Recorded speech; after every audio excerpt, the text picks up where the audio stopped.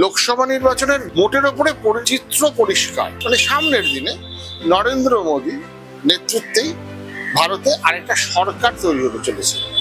কিন্তু যে আশা নিয়ে ভারতীয় জনতা পার্টি ভেবেছিল যে তারা এবার সরকার গড়বে, সেই আশা কিংবা ভরসা মানুষের সেই রায় তাদের কাছে আসেনি।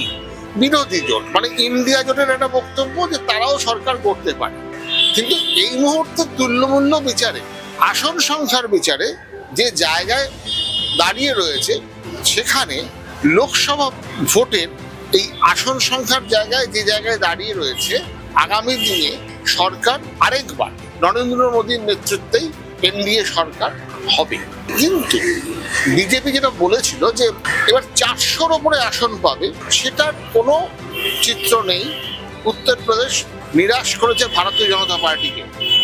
পশ্চিমবঙ্গের নিরিখে একটা কথা বলা যেতেই পারে, তৃণমূল কংগ্রেস এখানে সর্বশক্তি নিয়ে আসন নিয়েছে।